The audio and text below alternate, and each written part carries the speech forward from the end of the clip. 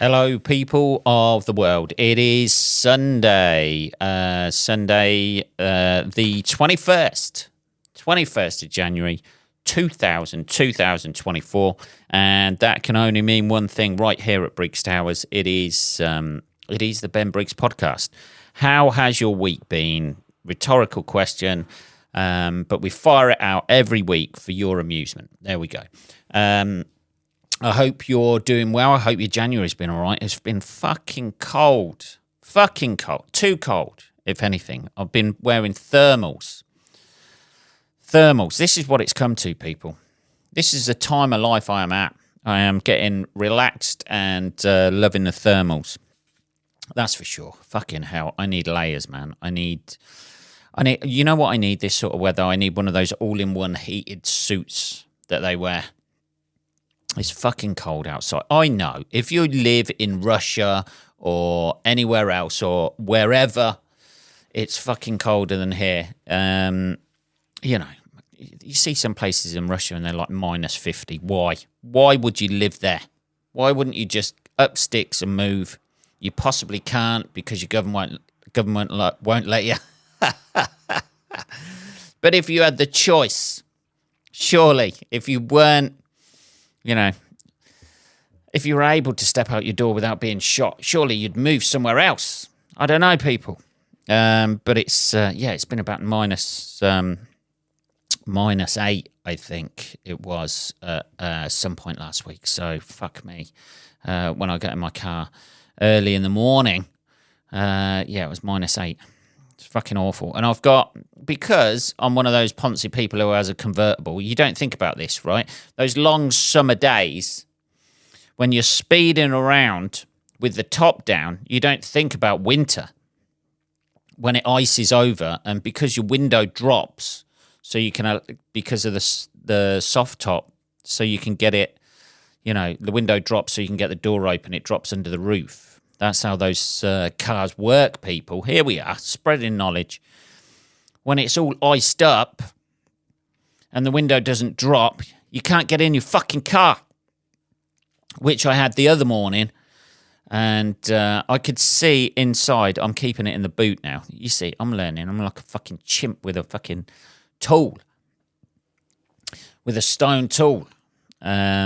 I watched something the other day, by the way, and they were saying that chimps are going through the Stone Age now, chimpanzees, because they started using stone tools and throwing rocks at trees and building rocks around trees or whatever. I don't know. Maybe this is like we're one step away from Planet of the Apes. Maybe that wasn't such an out of this world idea that chimps will take over the world.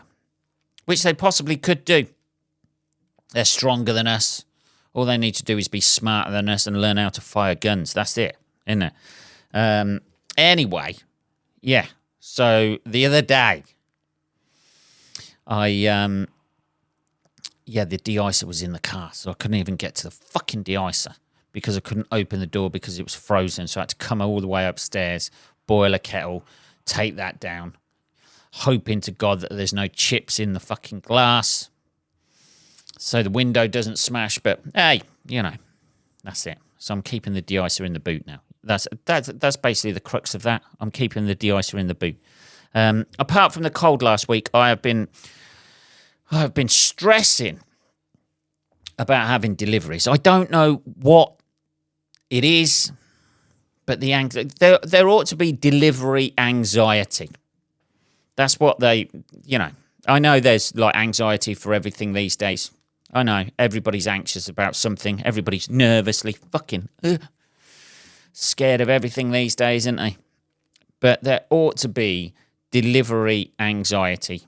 When you get given a 2-hour window between 1 and 3 or 2 and 4. That's a 2-hour window, isn't it? But when you get given that 2-hour window and you can guarantee if you've got something to do or you need to be somewhere, it's going to go on. And the longer and longer and longer it goes on. And it's even worse. It's exacerbated that anxiety by living in a flat because you start questioning whether the intercom system is working downstairs, whether they're going to press the right fucking flat number, try and work out the intercom system, and whether they're going to ring up or just like whether they're going to bother at all. I tell you what, who are the shittiest? The shittiest delivery service, Every. They changed their names from Hermes.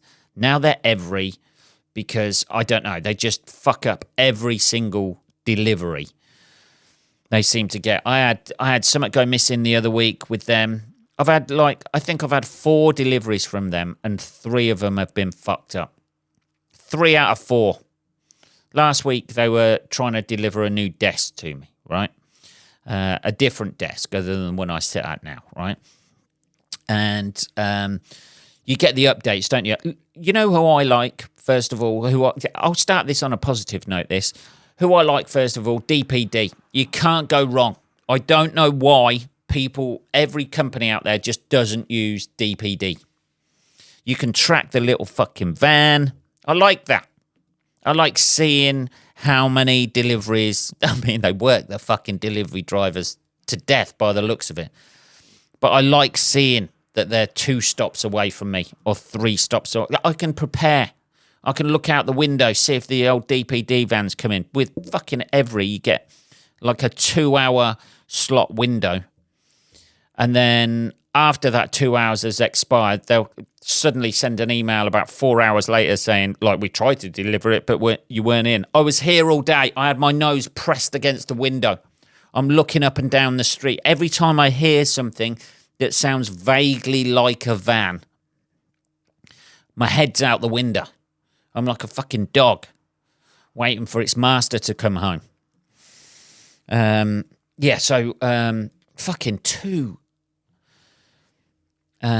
2-hour window. You get the 2-hour window, and then twice last week there was updates saying they'd tried to deliver it, and this is the proof of delivery. Oh no, they did deliver it. That was it.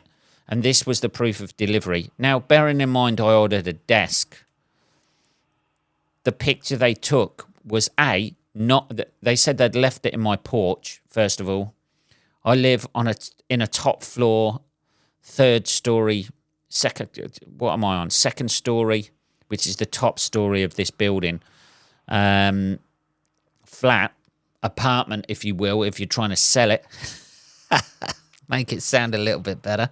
Now, bearing in mind, I don't have a fucking porch, right? I don't know.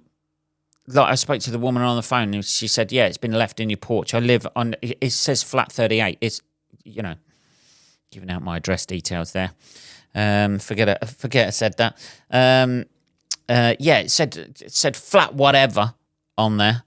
And we've delivered it to your porch. Now, how many flats, sweetheart, do you think have a fucking porch? What do I keep in there? Is that where I keep my clothes and my shoes, is it? Just go straight out the porch and drop 2 fucking floors to the ground. That's how I abseil down to street level out of my porch that they've randomly built.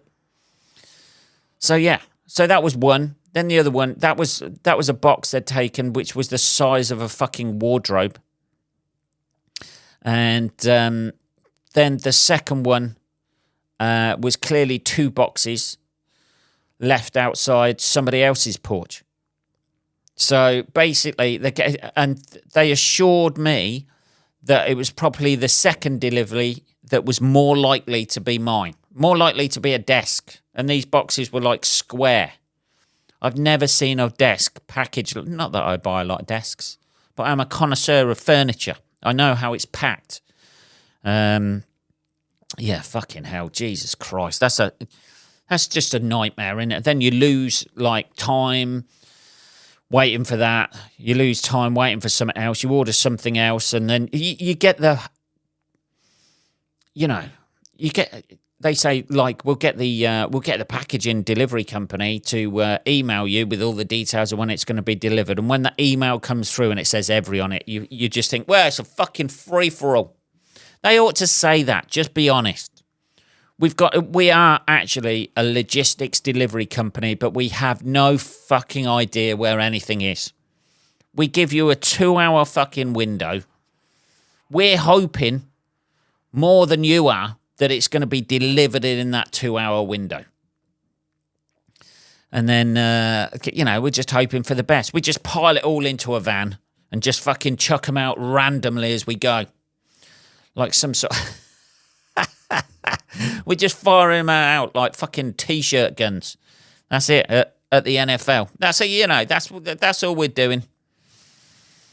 We have no fucking idea where any packages are. We know people use us to deliver packages, and it's our job to deliver them. But from them giving it to us and us delivering it, we have no idea in the vast scheme of time when that will be delivered to you. Just be fucking honest. Hey, we fuck up every fucking delivery. That ought to be the slogan. That's it. But we're cheap, so what are you going to do? I'd have far much more respect for them if they fucking did that. Ah, Jesus. I had one diverted. The only thing I had the other day, I had another parcel I ordered, and I managed to divert it to the local post office, and that still got delivered here. And that was split into 2 packages, and then the other one was apparently delivered to the local post office, although they haven't got it. So God knows what's happened to the other one. I've spent all of last week just tracking down things I've fucking ordered from the internet. I swear to God, it's easier, to walk into town to buy the shit. Then why won't you do that, Ben? Because there's no fucking shops left in town. Is there? They're all fucking charity shops or coffee shops. That's all you've got, isn't it? You've got charity shops down the high street, coffee shops and vape shops. That's about the size of it. And none of the things I wanted were second-hand shit. Second-hand clothes that somebody's died in. That fusty death smell that you get in like charity shops or vapes or coffee. So I don't know. Anyway, talking of coffee, we're on the old peppermint tea, people. I know. Who'd have thought that shit? New year, new me. Here we go. Peppermint tea. Let's have a little bit of this. I've got a bad stomach. It's not the best at the best of times, to be perfectly honest. But just lately, it has been my toilet has been taking a pounding, and I'm trying to try everything possible. Even like not enjoying tea. I love tea. I absolutely love it. I don't really like the peppermint taste, to be perfectly honest. I don't even like minty chocolates. But I am giving the peppermint tea a this is a hang. I've got various different types of tea in the cupboard from various different types of women that I have dated, and they have said they'd like these tea, and they have gone, and I have still got the tea. Ah, dear. The tea lives on, girls. There you go. So this peppermint tea was from somebody I dated last year, I think. And the tea has hung around longer than she did. Although that was me.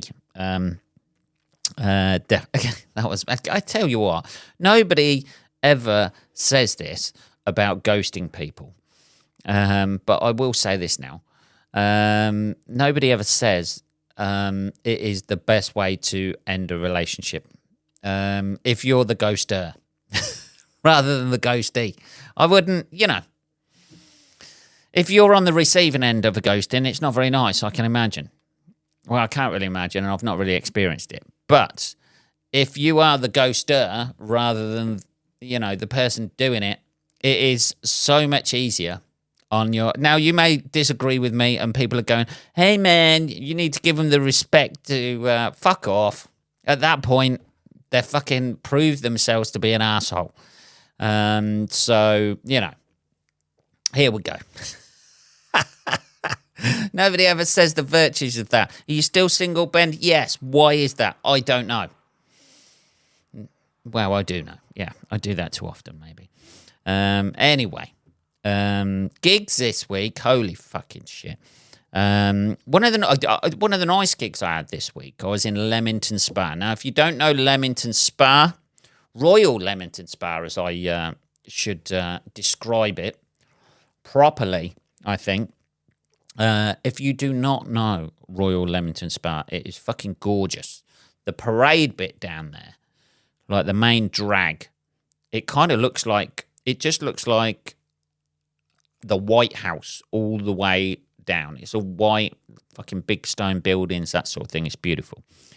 I did a gig there for Ryan Mould, part of, I don't know if it was a Comedy Ladder gig or not. I know he's involved with the Comedy Ladder.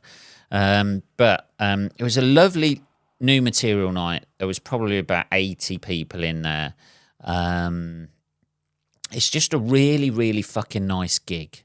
I rocked up. I did some bits I'd added stuff to and a couple of brand new bits that went okay. But they need a bit of work and they need... they just need like fleshing out and a different angle going into them, I think.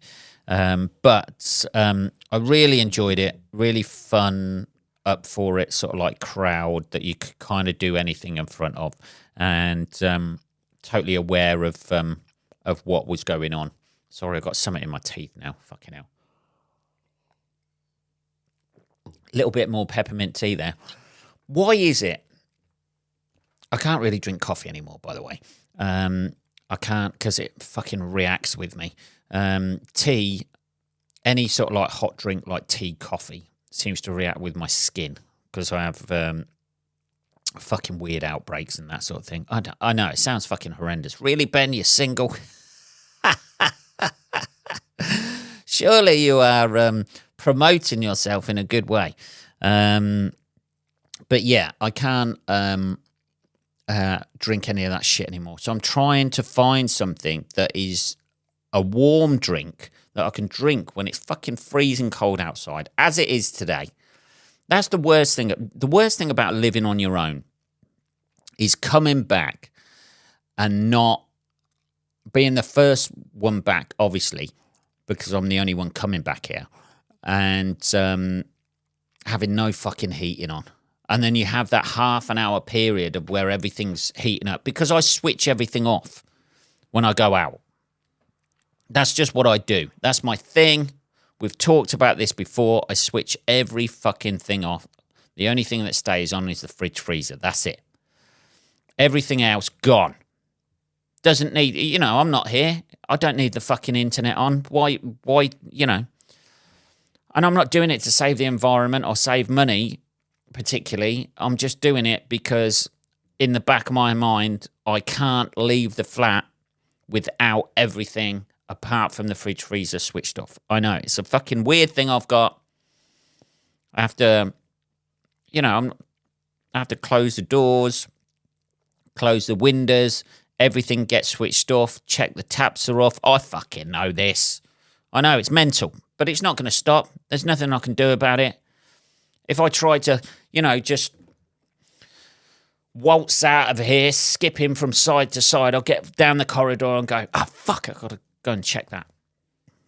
Check that's off. It's just a fucking control freak thing. I know this. I know it's a control freak thing. Yeah, I know it's a weird thing to do, but that's my thing. So I don't know where that was going, to be perfectly honest. Yeah, so I need some sort of warm drink that I can drink that doesn't cause my face to fucking explode, basically. That's what I need. So I'm hoping peppermint tea could be the future. I've got green tea in there as well. That was left over from some other woman like who only drank green tea. That's probably about 2 years old. So I need to find something. Any suggestions, people, that is not going to have a high caffeine content that fucks up my skin? Anyway, the Leamington Spa gig was lovely. That went really well. Got some new bits out of that. And then I also, like this weekend, yesterday. What did I do yesterday? Saturday. Yesterday and last week I watched the documentary. Holy fucking shit. Talking of weirdos who do weird shit.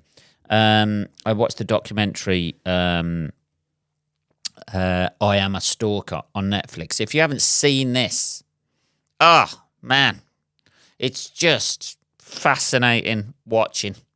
It basically they interview in the series separate stalkers, right? And you hear their side of the story, and then you hear from the people who they stalked or the police, and you realise they're fucking mental. That's basically it. Every single one of them was a fucking lunatic. Going to prison has not changed them being a fucking lunatic. And you know, as soon as they get released, they're going to get out and do the same shit again. Because all of them, every single fucking one of them just did not accept the fact that they were a fucking lunatic. What they needed to do is they need to watch themselves on that documentary and see how fucking mental they are, and then adjust their behaviours accordingly. But yeah, there's one fucking guy who I think he started dating somebody who was a lot older than him. She was like 20 years older or something like that. I forget his name. But let's have a little bit more fucking peppermint before I do this. I forget his name. But he was dating someone who was a lot older than him, like about 20 years older than him. And then he basically said he went round hers with some toy handcuffs and a toy taser. Now, that's how he phrased it. So you're thinking, what is it? Like, you know, my first handcuffs, my first fucking taser. That could be a thing in America, I don't know. Mattel have started making tasers for kids, something like that. Is that what it is, Ben? No, it's a fucking real taser and they're real fucking handcuffs. I don't know where he got the toy thing from. And then he goes, I was just going to go round there and just like handcuff the parents and just scare them a little bit.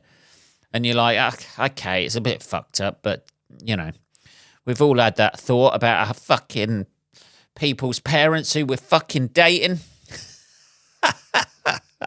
From time to time, haven't we? When they're fucking trying to turn them against you. I don't know. But it turns out, like, after that, and after he says all his shit that comes out of his fucking mouth, that he'd actually written a step-by-step guide of what he was going to do that night. He'd written it down. You know, I don't want to miss a part completely.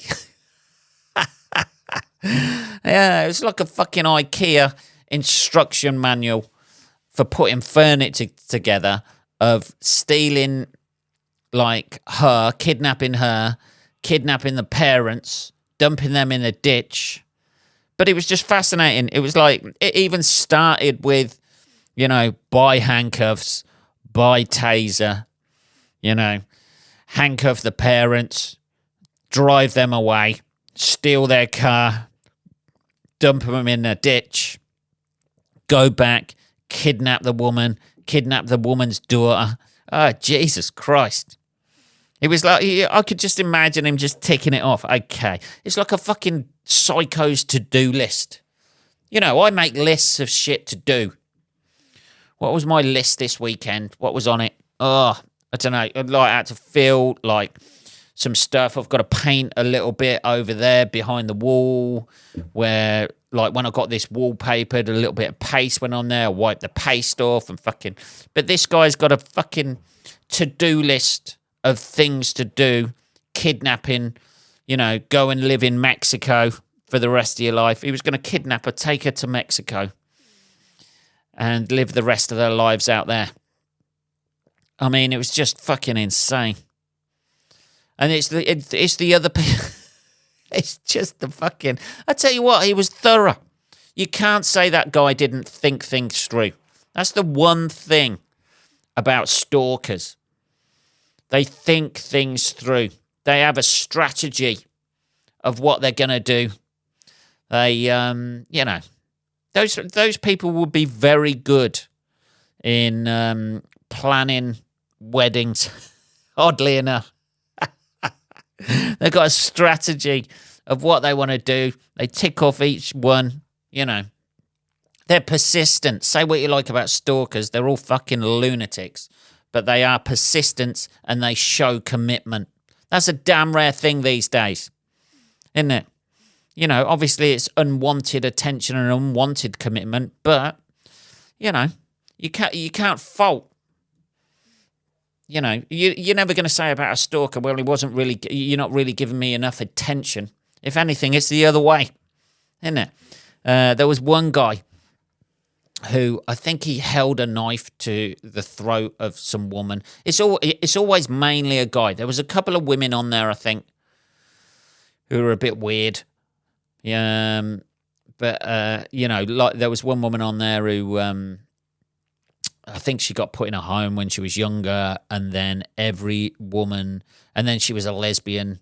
Not that those two things are linked at all. I don't know.